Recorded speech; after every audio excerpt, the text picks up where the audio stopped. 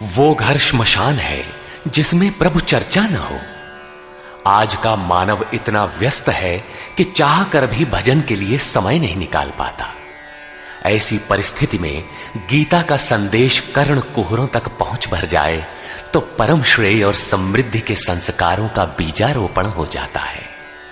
भगवान की वाणी के इन कैसेटों से दिन भर उस परम प्रभु का स्मरण बना रहेगा और यही भजन की आधारशिला है।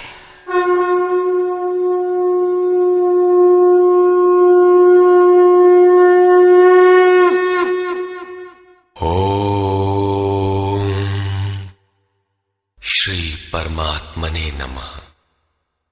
यथार्थ गीता श्रीमद् भगवद गीता अथ नवमोऽध्याय।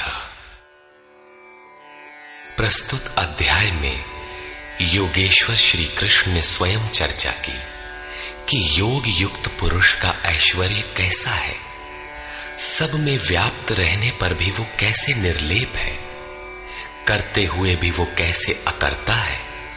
उस पुरुष के स्वभाव एवं प्रभाव पर प्रकाश डाला। योग को आचरण में ढालने पर आने वाले देवतादिक विघ्नों से सतर्क किया और उस पुरुष के शरण होने पर बल दिया। श्री भगवान उवाच।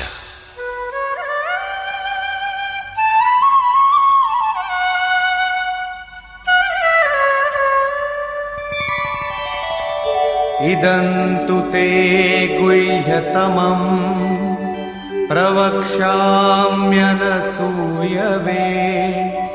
ज्ञानं विज्ञानसहितं यज्ञात्वा मोक्ष्यसे शुभात्।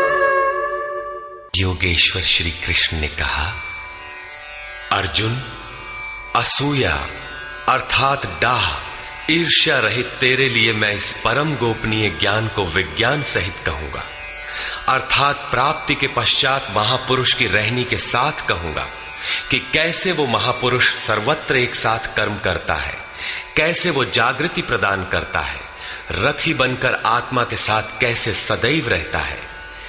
यत् ज्ञात्वा, जिसे साक्षात जानकर तू दुख रूपी संसार से मुक्त हो जाएगा। वो ज्ञान कैसा है, इस पर कहते हैं, राजविद्या राजगुह्यं पवित्रमिदमुत्तमम् प्रत्यक्षावगमं धर्म्यं सुसुखं कर्तुमव्ययम्। विज्ञान से संयुक्त ये ज्ञान सभी विद्याओं का राजा है। विद्या का अर्थ भाषा ज्ञान अथवा शिक्षा नहीं है। विद्या ही का ब्रह्म गति प्रदाया सा विद्या या विमुक्तये। विद्या उसे कहते हैं कि जिसके पास आए उसे उठाकर ब्रह्म पथ पर चलाते हुए मोक्ष प्रदान कर दे। यदि रास्ते में रिद्धियों सिद्धियों अथवा प्रकृति में कहीं उलझ गया तो सिद्ध है कि अविद्या सफल हो गई। वो विद्या नहीं है। ये राजविद्या ऐसी है जो निश्चित कल्याण करने वाली है। ये सभी गोपनीयों का राजा है। अविद्या और विद्या के अवगुंठन का अनावरण होने पर योग युक्तता के पश्चात ही इससे मिलन होता है। ये अति पवित्र, उत्तम और प्रत्यक्ष फल वाला है। इधर करो उधर लो, ऐसा प्रत्यक्ष फल वाला है। ये अंधविश्वास नहीं है कि इस जन्म में साधन करो, फल कभी दूसरे जन्मों में मिलेगा। ये परम धर्म परमात्मा से संयुक्त है। विज्ञान सहित ये ज्ञान करने में सरल और अविनाशी है। अश्रद्दधानाः पुरुषा धर्मस्यास्य परन्तप अप्राप्य मां निवर्तन्ते मृत्यु संसार वर्त्मनि। परंतप अर्जुन, इस धर्म में अर्थात जिसका थोड़ा भी साधन करने पर विनाश नहीं होता, श्रद्धा रहित पुरुष मुझे प्राप्त न होकर संसार क्षेत्र में भ्रमण करता ही रहता है। अतः श्रद्धा अनिवार्य है। क्या आप संसार से परे हैं? इस पर कहते हैं, मया ततमिदं सर्वं जगदव्यक्तमूर्तिना मत्स्थानि सर्वभूतानि न चाहं तेष्वस्थितः। मुझ अव्यक्त स्वरूप से ये सब जगत व्याप्त है, अर्थात मैं जिस स्वरूप में स्थित हूं वो सर्वत्र व्याप्त है। सभी प्राणी मुझ में स्थान पाए हैं, किंतु मैं उनमें स्थित नहीं हूं, क्योंकि मैं अव्यक्त स्वरूप में स्थित हूं। महापुरुष जिस अव्यक्त स्वरूप में स्थित हैं, वहीं से अर्थात शरीर छोड़कर उसी अव्यक्त स्तर से ही बात करते हैं। इसी क्रम में आगे कहते हैं, न च मत्स्थानि भूतानि पश्य मे योगमैश्वरम् भूतभृन्न च भूतस्थो ममात्मा भूतभावनः। वस्तुतः सब भूत भी मुझ में स्थित नहीं है, क्योंकि वे मरण धर्मा है, प्रकृति के आश्रित हैं। किंतु मेरे योग माया के ऐश्वर्य को देख कि जीवधारियों को उत्पन्न और पोषण करने वाला मेरा आत्मा भूतों में स्थित नहीं है। मैं आत्म स्वरूप हूं, इसलिए मैं उन भूतों में स्थित नहीं हूं। यही योग का प्रभाव है। इसको स्पष्ट करने के लिए योगेश्वर श्री कृष्ण दृष्टांत देते हैं। यथाकाशस्थितो नित्यं वायुः सर्वत्र गो महान् तथा सर्वाणि भूतानि मत्स्थानीत्युपधारय। जैसे आकाश में ही उत्पन्न होने वाला महान वायु आकाश में सदैव स्थित है, किंतु उसे मलिन नहीं कर पाता, ठीक वैसे ही संपूर्ण भूत मुझ में स्थित है, ऐसा जान। ठीक इसी प्रकार मैं आकाशवत निर्लेप हूं, वे मुझे मलिन नहीं कर पाते। प्रश्न पूरा हुआ। यही योग का प्रभाव है। अब योगी करता क्या है, इस पर कहते हैं,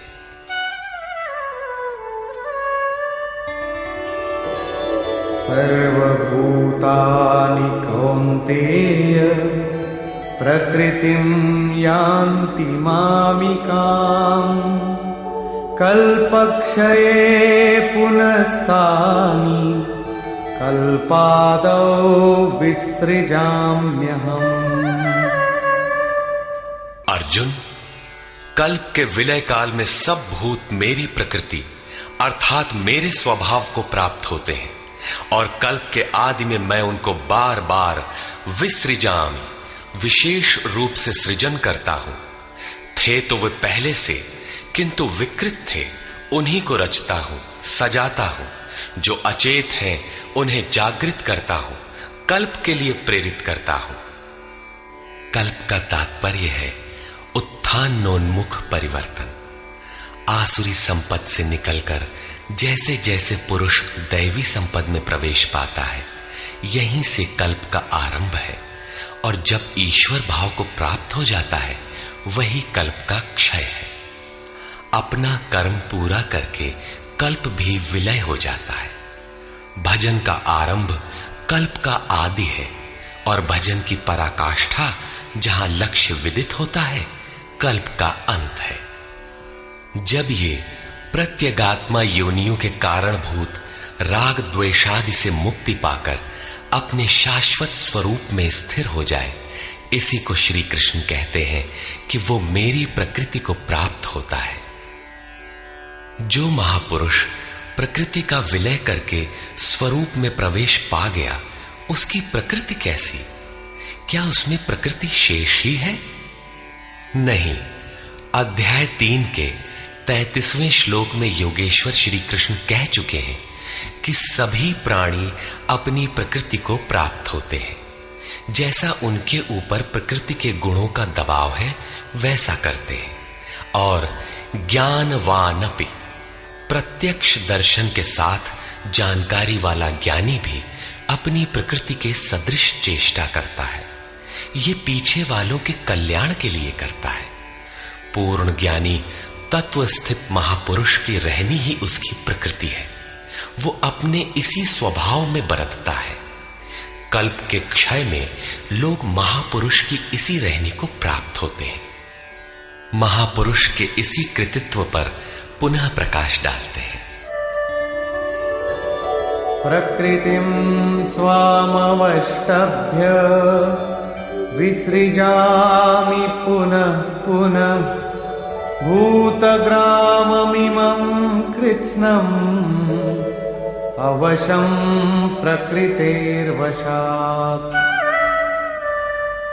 अपनी प्रकृति अर्थात महापुरुष की रहनी स्वीकार करके प्रकृतेर्वशांत, अपने अपने स्वभाव में स्थित प्रकृति के गुणों से परवश हुए इन संपूर्ण भूत समुदाय को मैं बारंबार विसृजाम, विशेष सृजन, विशेष रूप से सजाता हूं। इन्हें अपने स्वरूप की ओर बढ़ने के लिए प्रेरित करता हूं। तब तो आप इस कर्म से बंधे हैं। न च मां तानि कर्माणि निबध्नन्ति धनञ्जय उदासीनवदासीनम् असक्तं तेषु कर्मसु। अध्याय 4 के 9वें श्लोक में योगेश्वर श्री कृष्ण ने कहा था कि महापुरुष की कार्य प्रणाली अलौकिक है। अध्याय 9 के 4थे श्लोक में बताया, मैं अव्यक्त रूप से करता हूं। यहां भी वही कहते हैं, धनंजय, जिन कर्मों को मैं अदृश्य रूप से करता हूं उसमें मेरी आसक्ति नहीं है। उदासीन के सदृश स्थित रहने वाले मुझ परमात्म स्वरूप को वे कर्म नहीं बांधते, क्योंकि कर्म के परिणाम में जो लक्ष्य मिलता है उसमें मैं स्थित हूं। इसलिए उन्हें करने के लिए मैं विवश नहीं हूं। ये तो स्वभाव के साथ जुड़ी प्रकृति के कार्यों का प्रश्न था। महापुरुष की रहनी थी, उनकी रचना थी। अब मेरे अध्यास से जो माया रचती है वो क्या है? वो भी एक कल्प है। मयाध्यक्षेण प्रकृतिः सूयते सचराचरम् हेतुनानेन कौन्तेय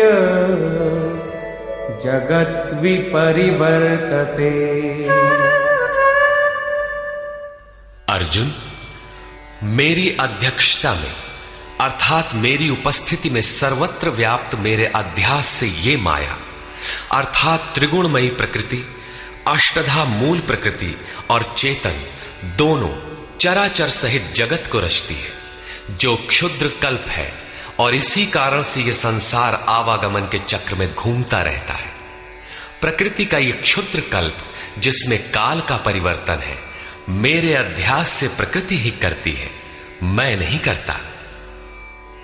किंतु 7वें श्लोक का कल्प आराधना का संचार एवं पूर्ति पर्यंत मार्गदर्शन वाला कल्प महापुरुष स्वयं करते हैं। एक स्थान पर वे स्वयं करता है जहां वे विशेष रूप से सृजन करते हैं। यहां कर्ता प्रकृति है, जो केवल मेरे आभास से ये क्षणिक परिवर्तन करती है, जिसमें शरीरों का परिवर्तन, काल परिवर्तन, युग परिवर्तन इत्यादि आते हैं। ऐसा व्याप्त प्रभाव होने पर भी मूढ़ लोग मुझे नहीं जानते। यथा अवजानन्ति मां मूढ़ा मानुषीं तनुमाश्रितम् परं भावमजानन्तो मम भूतमहेश्वरम्। संपूर्ण भूतों के महान ईश्वर रूप मेरे परम भाव को न जानने वाले मूढ़ लोग मुझे मनुष्य शरीर के आधार वाला और तुच्छ समझते हैं। संपूर्ण प्राणियों के ईश्वरों का भी जो महान ईश्वर है, उस परम भाव में मैं स्थित हूं, किंतु हूं मनुष्य शरीरधारी। मूढ़ लोग इसे नहीं जानते, वे मुझे मनुष्य कहकर संबोधित करते हैं। उनका दोष भी क्या है? जब वे दृष्टिपात करते हैं तो महापुरुष का शरीर ही तो दिखाई पड़ता है। कैसे वे समझे कि आप महान ईश्वर भाव में स्थित हैं? वे क्यों नहीं देख पाते? इस पर कहते हैं, मोघाशा मोघ कर्माणो मोघ ज्ञानाविचेतसः राक्षसीमासुरीं चैव प्रकृतिं मोहिनीं श्रिताः। वे वृथा आशा अर्थात जो कभी पूर्ण न हो ऐसी आशा, वृथा कर्म अर्थात बंधनकारी कर्म, वृथा ज्ञान अर्थात जो वस्तुतः अज्ञान है, विचेतसः विशेष रूप से अचेत हुए राक्षसों और असुरों के से मोहित होने वाले स्वभाव को धारण किए होते हैं, अर्थात आसुरी स्वभाव वाले होते हैं। इसलिए मनुष्य समझते हैं असुर और राक्षस मन का एक स्वभाव है, न कि कोई जाति या योनि। आसुरी स्वभाव वाले मुझे नहीं जान पाते, किंतु महात्मा जन मुझे जानते और भजते हैं। महात्मानस्तु मां पार्थ दैवीं प्रकृतिमाश्रिताः भजन्त्यनन्यमनसो ज्ञात्वा भूतादिमौ व्ययम्।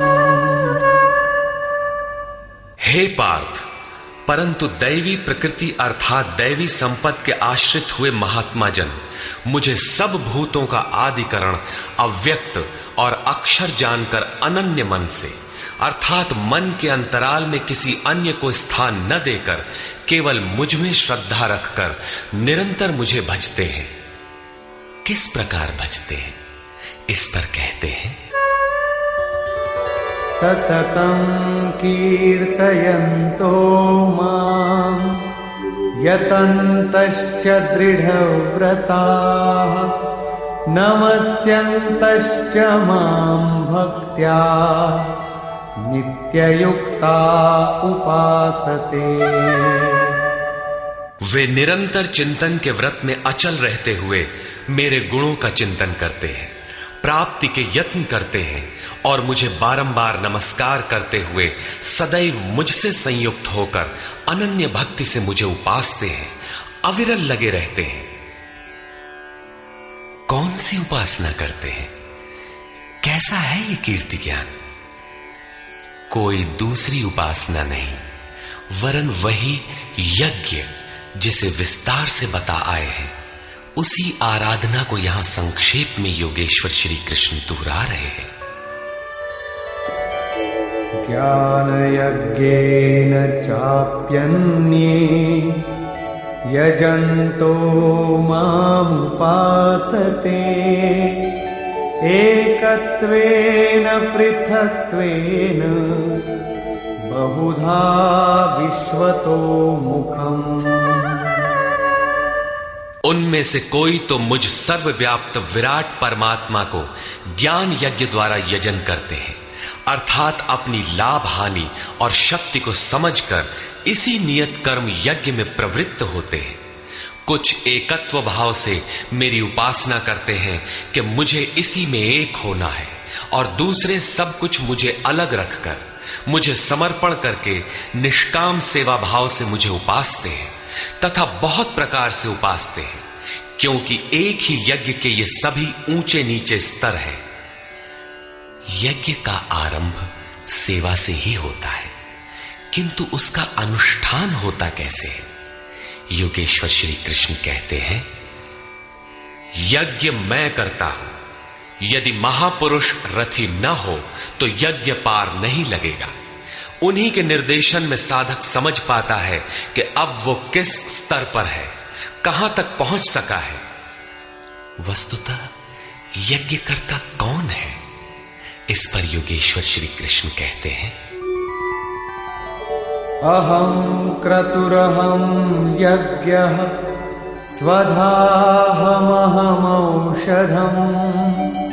मन्त्रोऽहमहमेवाज्यम् अहमग्निरहं हुतम्।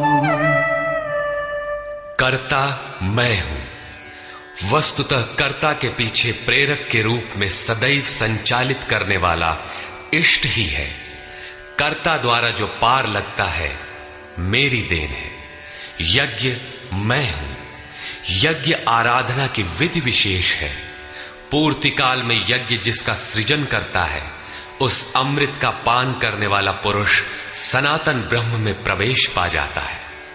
स्वधा मैं हूं अर्थात अतीत के अनंत संस्कारों का विलय करना, उन्हें तृप्त कर देना मेरी देन है। भवरोग को मिटाने वाली औषधि मैं हूं। मुझे पाकर लोग इस रोग से निवृत्त हो जाते हैं। मंत्र मैं हूं। मन को श्वास के अंतराल में निरोध करना मेरी देन है। इस निरोध क्रिया में तीव्रता लाने वाली वस्तु आज्य अर्थात हवि भी मैं हूं। अग्नि मैं हूं। मेरे ही प्रकाश में मन की सभी प्रवृत्तियां विलय होती हैं तथा हवन अर्थात समर्पण भी मैं ही हूं। यहां योगेश्वर श्री कृष्ण बार बार मैं हूं कह रहे हैं। इसका आशय मात्र इतना है कि मैं ही प्रेरक के रूप में आत्मा से अभिन्न होकर खड़ा हो जाता हूं तथा निरंतर निर्णय देते हुए योग क्रिया को पूर्ण कराता हूं। इसी का नाम विज्ञान है। पूज्य महाराज जी कहा करते थे कि जब तक इष्ट देव रथी होकर श्वास प्रश्वास पर रोकथाम न करने लगे तब तक भजन आरंभ ही नहीं होता।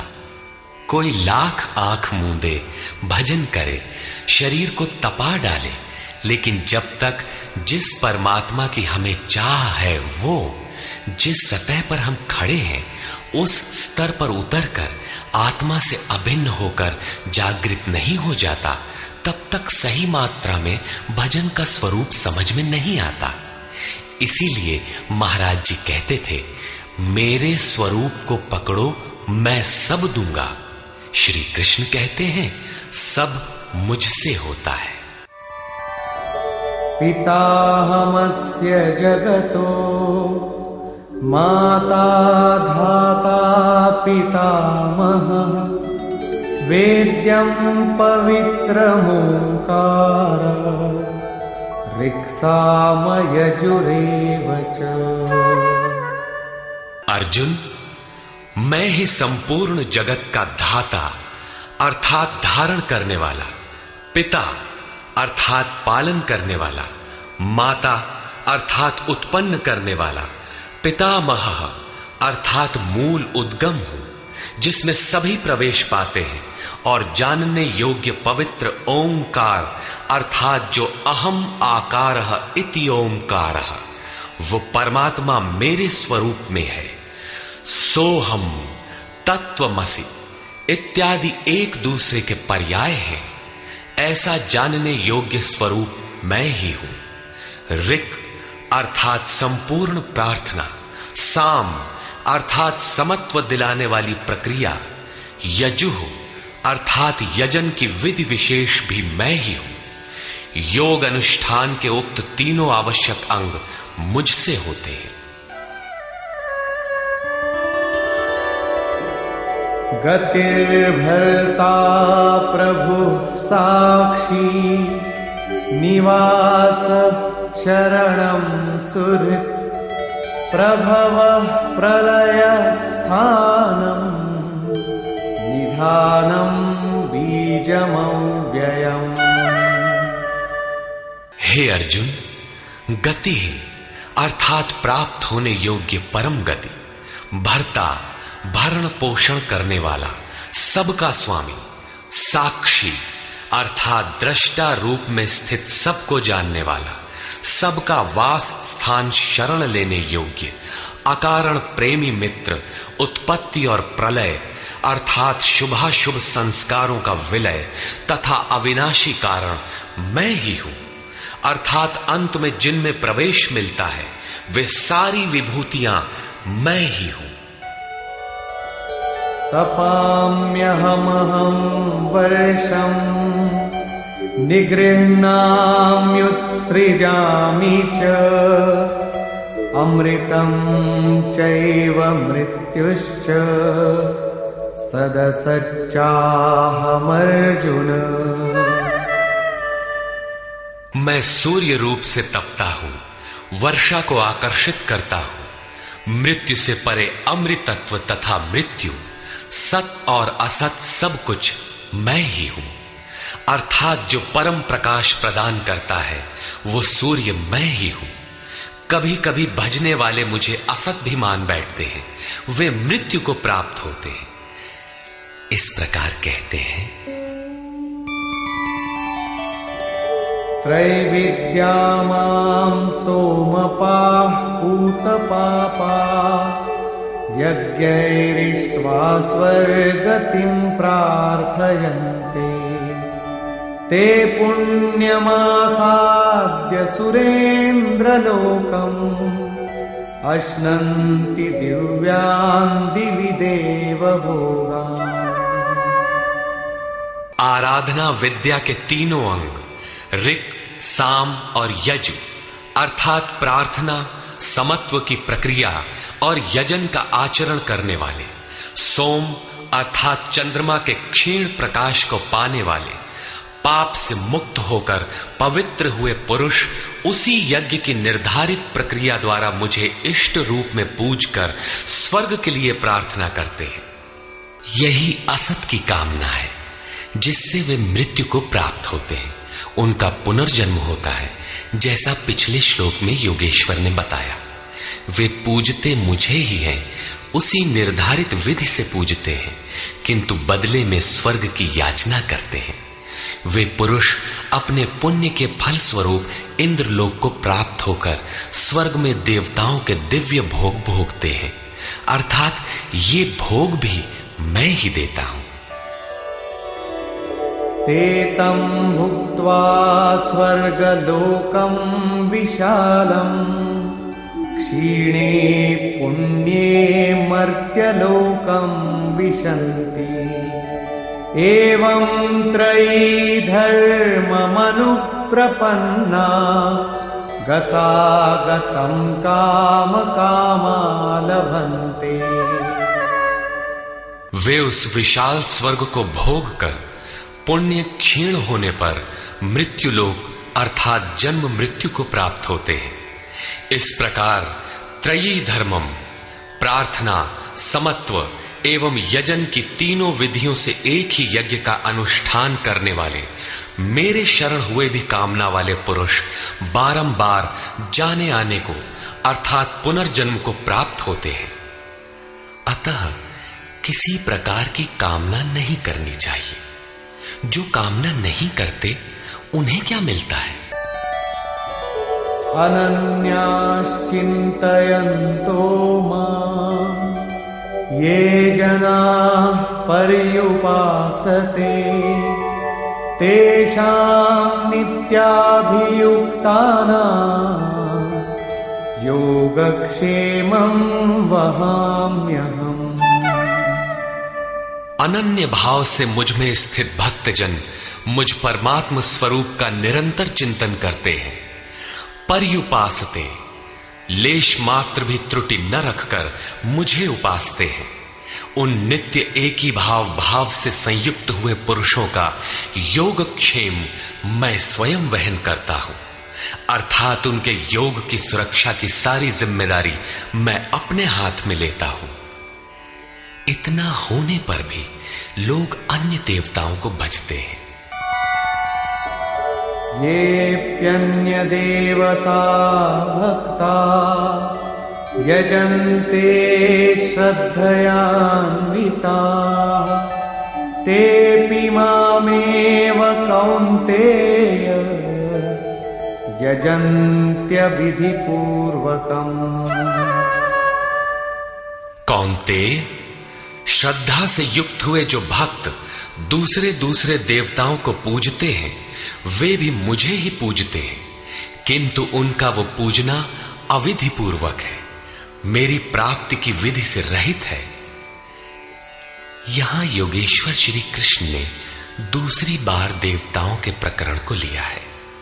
सर्वप्रथम अध्याय 7 के 20वें से 23वें श्लोक तक उन्होंने कहा, अर्जुन, कामनाओं द्वारा जिनके ज्ञान का अपहरण कर लिया गया है, ऐसे मूढ़ बुद्धि पुरुष अन्य देवताओं की पूजा करते हैं, और जहां पूजा करते हैं वहां देवता नाम की सक्षम सत्ता तो है नहीं, परंतु पीपल, पत्थर, भूत, भवानी अथवा अन्यत्र जहां उनकी श्रद्धा झुक जाती है वहां कोई देवता नहीं है। मैं ही सर्वत्र हूं। उस स्थान पर मैं ही खड़ा होकर उनकी देव श्रद्धा को उन स्थानों पर स्थिर करता हूं। मैं ही फल का विधान करता हूं, फल देता हूं। फल निश्चित मिलता है, किंतु उनका फल नाशवान है। आज है तो कल भोगने में आ जाएगा, नष्ट हो जाएगा, जबकि मेरा भक्त नष्ट नहीं होता। अतः वे मूढ़ बुद्धि जिनके ज्ञान का अपहरण हो गया है वही अन्य देवता की पूजा करते हैं।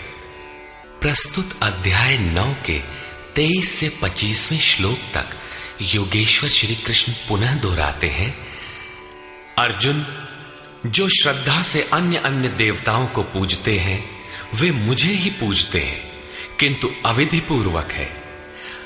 अब प्रश्न उठता है कि जब वे भी प्रकारांतर से आपको ही पूजते हैं और फल भी मिलता ही है, तो दोष क्या है?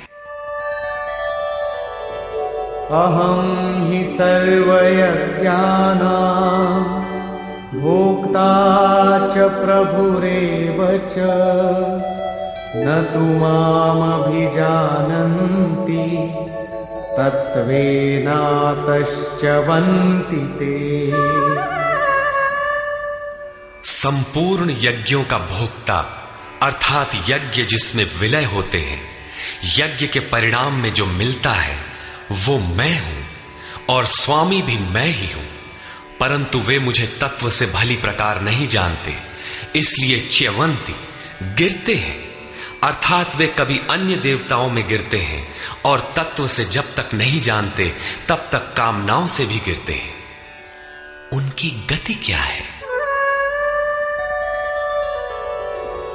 यान्ति देवव्रता देवान् पितॄन्यान्ति पितृव्रता भूतानि यान्ति भूतेजा यान्ति मद्याजिनोऽपि माम्। अर्जुन, देवताओं को पूजने वाले देवताओं को प्राप्त होते हैं। देवता हैं तो परिवर्तित सत्ता, वे अपने सदकर्मानुसार जीवन व्यतीत करते हैं। पितरों को पूजने वाले पितरों को प्राप्त होते हैं, अर्थात अतीत में उलझे रहते हैं। भूतों को पूजने वाले भूत होते हैं, शरीर धारण करते हैं, और मेरा भक्त मुझे प्राप्त होता है। वे मेरे साक्षात स्वरूप होते हैं, उनका पतन नहीं होता। इतना ही नहीं, मेरी पूजा का विधान भी सरल है। पत्रं पुष्पं फलं तोयं यो मे भक्त्या प्रयच्छति तदहं भक्त्युपहृतम् अश्नामि प्रयतात्मनः। भक्ति का आरंभ यहीं से है कि पत्र, पुष्प, फल, जल इत्यादि जो कोई मुझे भक्ति पूर्वक अर्पित करता है, मन से प्रयत्न करने वाले उस भक्त का वो सब मैं खाता हूं, अर्थात स्वीकार करता हूं। इसलिए यत्करोषि यदश्नासि यज्जुहोषि ददासि यत्तपस्यसि कौन्तेय तत्कुरुष्व मदर्पणम्। अर्जुन, तू जो कर्म अर्थात यथार्थ कर्म करता है, जो खाता है, जो हवन करता है, समर्पण करता है, दान देता है, मन सहित इंद्रियों को जो मेरे अनुरूप तपाता है, वो सब मुझे अर्पण कर। अर्थात मेरे प्रति समर्पित होकर यह सब कर। समर्पण करने से योग के क्षेत्र की जिम्मेदारी मैं ले लूंगा।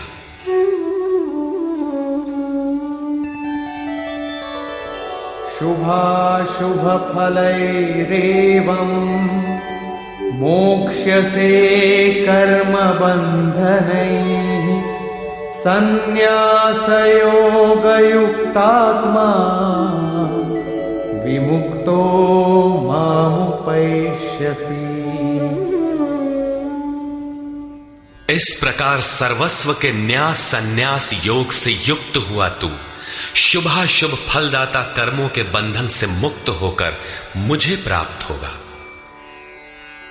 उपर्युक्त 3 श्लोकों में योगेश्वर श्री कृष्ण ने क्रमबद्ध साधन और उसके परिणाम का चित्रण किया है। पहले पत्र पुष्प फल जल का पूर्ण श्रद्धा से अर्पण, दूसरे समर्पित होकर कर्म का आचरण और तीसरे पूर्ण समर्पण के साथ सर्वस्व का त्याग। इनके द्वारा कर्म बंधन से विमुक्त अर्थात विशेष रूप से मुक्त हो जाएगा। मुक्ति से मिलेगा क्या? बताया मुझे प्राप्त होगा। यहां मुक्ति और प्राप्ति एक दूसरे के पूरक है। आपकी प्राप्ति ही मुक्ति है, तो उससे लाभ इस पर कहते हैं समोहं सर्वभूतेषु न मे द्वेषोऽस्ति न प्रियः ये भजन्ति तु मां भक्त्या मयि ते तेषु चाप्यहम्। सृष्टि में न मेरा कोई प्रिय है और न अप्रिय है, किंतु जो अनन्य भक्त है वो मुझ में है और मैं उसमें हूं। यही मेरा एकमात्र रिश्ता है, उसमें परिपूर्ण हो जाता हूं। मुझ में और उसमें कोई अंतर नहीं रह जाता। तब तो बहुत भाग्यशाली लोग ही भजन करते होंगे। भजन करने का अधिकार किसे है? इस पर योगेश्वर श्री कृष्ण कहते हैं अपि चेत् सुदुराचारो भजते मामनन्यभाक् साधुरेव समन्तव्यः सम्यग् व्यवसितो हि सः।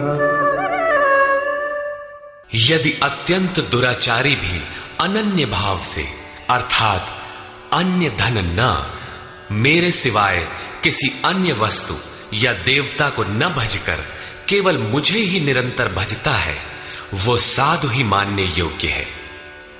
अभी वो साधु हुआ नहीं है, किंतु उसके हो जाने में संदेह भी नहीं है, क्योंकि वो यथार्थ निश्चय से लग गया है। अतः भजन आप भी कर सकते हैं, बशर्ते कि आप मनुष्य हो, क्योंकि मनुष्य ही यथार्थ निश्चय वाला है। गीता पापियों का उद्धार करती है और वो पथिक क्षिप्रं भवति धर्मात्मा शश्वच्छान्तिं निगच्छति कौन्तेय प्रतिजानीहि न मे भक्तः प्रणश्यति। इस भजन के प्रभाव से वो दुराचारी भी शीघ्र ही धर्मात्मा हो जाता है, परम धर्म परमात्मा से संयुक्त हो जाता है तथा सदैव रहने वाली परम शांति को प्राप्त होता है। कौन्तेय, तो निश्चय पूर्वक सत्य जान कि मेरा भक्त कभी नष्ट नहीं होता। यदि एक जन्म में पार नहीं लगा तो अगले जन्मों में भी वही साधन करके शीघ्र ही परम शांति को प्राप्त होता है। अतः सदाचारी दुराचारी सभी को भजन करने का अधिकार है। इतना ही नहीं, अपितु मां हि पार्थ व्यपाश्रित्य येऽपि स्युः पापयोनयः स्त्रियो वैश्यास्तथा शूद्राः तेऽपि यान्ति परां गतिम्। पार्थ, स्त्री, वैश्य, शूद्रादि तथा जो कोई पाप योनि वाले भी हों, वे सभी मेरे आश्रित होकर परम गति को प्राप्त होते हैं। अतः ये गीता मनुष्य मात्र के लिए है। चाहे वो कुछ भी करता हो, कहीं भी पैदा हुआ हो, सबके लिए ये एक समान कल्याण का उपदेश करती है। गीता सार्वभौम है। पाप योनि अध्याय 16 के 7वें से 21वें श्लोक तक आसुरी वृत्ति के लक्षणों के अंतर्गत भगवान ने बताया कि जो शास्त्र विधि का त्याग कर नाम मात्र के यज्ञों द्वारा दंभ से यजन करते हैं, वे नरों में अधम है। यज्ञ है नहीं किंतु नाम दे रखा है और दंभ से यजन करता है, वो क्रूर कर्मी और पापाचारी अर्थात पाप योनि है। वैश्य, शूद्र भगवत पथ की सीढ़ियां हैं। स्त्रियों के प्रति कभी सम्मान, कभी हीनता की भावना रही है, किंतु योग प्रक्रिया में स्त्री और पुरुष दोनों का समान ही प्रवेश है। किम पुनर्ब्राह्मणा पुण्या भक्ता राजर्षयस्तथा अनित्यमसुखं लोकम् इमं प्राप्य भजस्व माम्। फिर तो ब्राह्मण तथा राजर्षि क्षत्रिय श्रेणी के भक्तों के लिए कहना ही क्या है। ब्राह्मण एक अवस्था विशेष है जिसमें ब्रह्म में प्रवेश दिला देने वाली सारी योग्यताएं विद्यमान है। शांति, आर्जव, अनुभवी, उपलब्धि, ध्यान और इष्ट के निर्देशन पर जिसमें चलने की क्षमता है, यही ब्राह्मण की अवस्था है। राजर्षि क्षत्रिय में रिद्धियों सिद्धियों का संचार, शौर्य, स्वामी भाव, पीछे न हटने का स्वभाव रहता है। इस योग स्तर पर पहुंचे हुए योगी तो पार होते ही हैं, उनके लिए क्या कहना है। अतः अर्जुन, तू सुख रहित क्षण भंगुर इस मनुष्य शरीर को प्राप्त होकर मेरा ही भजन कर। इस नश्वर शरीर के ममत्व पोषण में समय नष्ट न कर। अतः वे भजन की धारणा पर प्रोत्साहन देते हैं। मन्मना भव मद्भक्तो मद्याजी मां नमस्कुरु मामे वैश्यसि युक्त्वैवम् आत्मानं मत्परायणः। अर्जुन, मेरे में ही मन वाला हो, सिवाय मेरे दूसरे भाव मन में ना आने पाए। मेरा अनन्य भक्त हो, अनवरत चिंतन में लग, श्रद्धा सहित मेरा ही निरंतर पूजन कर और मेरे को ही नमस्कार कर। इस प्रकार मेरे शरण हुआ, आत्मा को मुझ में एक ही भाव से स्थित कर, तू मुझे ही प्राप्त होगा, अर्थात मेरे साथ एकता प्राप्त करेगा। निष्कर्ष, इस अध्याय के आरंभ में श्री कृष्ण ने कहा, अर्जुन, तुझ दोष रहित भक्त के लिए मैं इस ज्ञान को विज्ञान सहित कहूंगा, जिसे जानकर कुछ भी जानना शेष नहीं रहेगा। इसे जानकर तू संसार बंधन से छूट जाएगा। यह ज्ञान संपूर्ण विद्याओं का राजा है। विद्या वह है जो परब्रह्म में प्रवेश दिलाए। यह ज्ञान उसका भी राजा है, अर्थात निश्चित कल्याण करने वाला है। यह संपूर्ण गोपनीयों का भी राजा है। गोपनीय वस्तु को भी प्रत्यक्ष कराने वाला है। यह प्रत्यक्ष फल वाला, साधन करने में सुगम और अविनाशी है। इसका थोड़ा भी साधन आपसे पार लग जाए तो इसका कभी नाश नहीं होता, वरन इसके प्रभाव से वह परम श्रेय तक पहुंच जाता है। किंतु इसमें एक शर्त है। श्रद्धा विहीन पुरुष परम गति को प्राप्त न होकर संसार चक्र में भटकता है। योगेश्वर श्री कृष्ण ने योग के ऐश्वर्य पर भी प्रकाश डाला। दुख के संयोग का वियोग ही योग है, अर्थात जो संसार के संयोग वियोग से सर्वथा रहित है, उसका नाम योग है। परम तत्व परमात्मा के मिलन का नाम योग है। परमात्मा की प्राप्ति ही योग की पराकाष्ठा है। जो इसमें प्रवेश पा गया, उस योगी के प्रभाव को देख कि संपूर्ण भूतों का स्वामी और जीवधारियों का पोषण करने वाला होने पर भी मेरा आत्मा उन भूतों में स्थित नहीं है। मैं आत्म स्वरूप में स्थित हूं, वही हूं जैसे आकाश से उत्पन्न सर्वत्र विचरने वाला वायु आकाश में ही स्थित है, किंतु उसे मलिन नहीं कर पाता।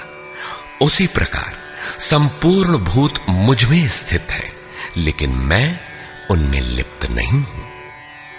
अर्जुन, कल्प के आदि में मैं भूतों को विशेष प्रकार से रचता हूं, सजाता हूं, और कल्प के पूर्ति काल में संपूर्ण भूत मेरी प्रकृति को अर्थात योगारूढ़ महापुरुष की रहनी को, उनके अव्यक्त भाव को प्राप्त होते हैं। यद्यपि महापुरुष प्रकृति से परे हैं, किंतु प्राप्ति के पश्चात स्वभाव अर्थात स्वयं में स्थित रहते हुए लोक संग्रह के लिए जो कार्य करता है, वह उसकी एक रहनी है। इसी रहनी के कार्यकलाप को उस महापुरुष की प्रकृति कहकर संबोधित किया गया है। एक रचयिता तो मैं हूं जो भूतों को कल्प के लिए प्रेरित करता हूं, और दूसरी रचयिता त्रिगुणमयी प्रकृति है जो मेरे अध्यास से चराचर सहित भूतों को रचती है। यह भी एक कल्प है जिसमें शरीर परिवर्तन, स्वभाव परिवर्तन और काल परिवर्तन निहित है। इस प्रकार कल्प दो प्रकार के हैं। एक तो वस्तु का, शरीर और काल का परिवर्तन कल्प है। यह परिवर्तन प्रकृति ही मेरे आभास से करती है, किंतु इससे महान कल्प जो आत्मा को निर्मल स्वरूप प्रदान करता है, उसका श्रृंगार महापुरुष करते हैं। वे अचेत भूतों को सचेत करते हैं। भजन का आदि ही इस कल्प का आरंभ है, और भजन की पराकाष्ठा कल्प का अंत है। जब यह कल्प भवरोग से पूर्ण निरोग बनाकर शाश्वत ब्रह्म में प्रवेश अर्थात स्थिति दिला देता है, उस प्रवेश काल में योगी मेरी रहनी और मेरे स्वरूप को प्राप्त होता है। प्राप्ति के पश्चात महापुरुष की रहनी ही उसकी प्रकृति है। योगेश्वर श्री कृष्ण कहते हैं, अर्जुन, मूढ़ लोग मुझे नहीं जानते, मुझ ईश्वरों के ईश्वर को भी तुच्छ समझते हैं। साधारण मनुष्य मानते हैं। प्रत्येक महापुरुष के साथ यह विडंबना रही है कि तत्कालीन समाज ने उनकी उपेक्षा की, उनका डटकर विरोध हुआ। श्री कृष्ण भी इसके अपवाद नहीं थे। वे कहते हैं, मैं परम भाव में स्थित हूं, किंतु शरीर मेरा भी मनुष्य का ही है। अतः मूढ़ पुरुष मुझे तुच्छ कहकर, मनुष्य कहकर संबोधित करते हैं। ऐसे लोग व्यर्थ आशा वाले, व्यर्थ कर्म वाले, व्यर्थ ज्ञान वाले हैं कि कुछ भी करें और कह दें कि हम तो कामना नहीं करते, हो गए निष्काम कर्मयोगी। वे आसुरी स्वभाव वाले मुझे नहीं परख पाते, किंतु दैवी संपत्ति को प्राप्त जन अनन्य भाव से मेरा ध्यान करते हैं, मेरे गुणों का निरंतर चिंतन करते हैं। अनन्य उपासना अर्थात यज्ञार्थ कर्म के दो ही मार्ग हैं। पहला है ज्ञान मार्ग अर्थात अपने भरोसे, अपनी शक्ति को समझकर उसी नियत कर्म में प्रवृत्त होना, और दूसरी विधि स्वामी सेवक भावना की है, जिसमें सद्गुरु के प्रति समर्पित होकर वही कर्म किया जाता है। इन्हीं दो दृष्टियों से लोग मुझे उपासते हैं, किंतु उनके द्वारा जो पार लगता है वह यज्ञ, वह हवन, वह कर्ता, श्रद्धा और औषधि जिससे भावरोग की चिकित्सा होती है, मैं ही हूं। अंत में जो गति प्राप्त होती है वह गति भी मैं ही हूं। इसी यज्ञ को लोग त्रैविद्या, प्रार्थना, यजन और समत्व दिलाने वाली विधियों से संपादित करते हैं, किंतु बदले में स्वर्ग की कामना करते हैं। तो मैं स्वर्ग भी देता हूं। उसके स्वभाव से वे इंद्र पद प्राप्त कर लेते हैं, दीर्घ काल तक उसे भोगते हैं, किंतु पुण्य क्षीण होने पर वे पुनर्जन्म को प्राप्त होते हैं। उनकी क्रिया सही थी, किंतु भोगों की कामना रहने पर पुनर्जन्म पाते हैं। अतः भोगों की कामना नहीं करनी चाहिए। जो अनन्य भाव से अर्थात मेरे सिवाय दूसरा है ही नहीं, ऐसे भाव से जो निरंतर मेरा चिंतन करते हैं, लेश मात्र भी त्रुटि न रह जाए, ऐसे जो भजते हैं, उनके योग की सुरक्षा का भार मैं अपने हाथ में ले लेता हूं। इतना होने पर भी कुछ लोग अन्य देवताओं की पूजा करते हैं। वे भी मेरी ही पूजा करते हैं, किंतु वह मेरी प्राप्ति की विधि नहीं है। वे संपूर्ण यज्ञों के भोक्ता के रूप में मुझे नहीं जानते, अर्थात उनकी पूजा के परिणाम में मैं नहीं मिलता, इसीलिए उनका पतन हो जाता है। वे देवता, भूत अथवा पितरों के कल्पित रूप में निवास करते हैं, जबकि मेरा भक्त साक्षात मुझ में निवास करता है, मेरा ही स्वरूप हो जाता है। योगेश्वर श्री कृष्ण ने इस यज्ञार्थ कर्म को अत्यंत सुगम बताया कि कोई फल फूल या जो भी श्रद्धा से देता है उसे मैं स्वीकार करता हूं। अतः अर्जुन, तू जो कुछ आराधना करता है मुझे समर्पित कर। जब सर्वस्व का न्यास हो जाएगा तब योग से युक्त हुआ तू कर्मों के बंधन से मुक्त हो जाएगा और वह मुक्ति मेरा ही स्वरूप है। दुनिया में सब प्राणी मेरे ही हैं। किसी भी प्राणी से न मुझे प्रेम है न द्वेष, मैं तटस्थ हूं। किंतु जो मेरा अनन्य भक्त है, मैं उसमें हूं, वो मुझ में है। अत्यंत दुराचारी जघन्यतम पापी ही कोई क्यों ना हो, फिर भी अनन्य श्रद्धा भक्ति से मुझे भजता है तो वह साधु मानने योग्य है। उसका निश्चय स्थिर है तो वह शीघ्र ही परम से संयुक्त हो जाता है और सदा रहने वाली परम शांति को प्राप्त होता है। यहां श्री कृष्ण ने स्पष्ट किया कि धार्मिक कौन है। सृष्टि में जन्म लेने वाला कोई भी प्राणी अनन्य भाव से एक परमात्मा को भजता है, उसका चिंतन करता है तो वह शीघ्र ही धार्मिक हो जाता है। अतः धार्मिक वह है जो एक परमात्मा का सुमिरन करता है। अंत में आश्वासन देते हैं, अर्जुन, मेरा भक्त कभी नष्ट नहीं होता। कोई शूद्र हो, नीच हो, आदिवासी हो या अनादिवासी या कुछ भी नामधारी हो, पुरुष अथवा स्त्री हो अथवा पाप योनि तिर्यक योनि वाला भी जो हो, मेरी शरण होकर परम श्रेय को प्राप्त होता है। इसलिए अर्जुन, सुख रहित क्षण भंगुर किंतु दुर्लभ मनुष्य शरीर को पाकर मेरा भजन कर। फिर तो जो ब्रह्म में प्रवेश दिलाने वाली योग्यताओं से युक्त है, उस ब्राह्मण तथा जो राजर्षित्व के स्तर से भजने वाला है, ऐसे योगी के लिए कहना ही क्या है, वह तो पार ही है। अतः अर्जुन, निरंतर मुझ में मन वाला हो, निरंतर नमस्कार कर। इस प्रकार मेरी शरण में हुआ तू मुझे ही प्राप्त होगा, जहां से पीछे लौटकर नहीं आना पड़ता। प्रस्तुत अध्याय में उस विद्या पर प्रकाश डाला गया जिसे श्री कृष्ण स्वयं जागृत करते हैं। यह राज विद्या है जो एक बार जागृत होने पर निश्चित कल्याण करती है। अतः ओम तत्सदिति श्रीमद्भगवद गीता सूपनिषत्सु ब्रह्म विद्यायाम योग शास्त्रे श्री कृष्णार्जुन संवादे राज विद्या जागृति नाम नवमोऽध्यायः। इस प्रकार स्वामी अड़गड़ानंद कृत श्रीमद् भगवद गीता के भाष्य यथार्थ गीता का 9वां अध्याय पूर्ण होता है। हरि ओम तत्सत।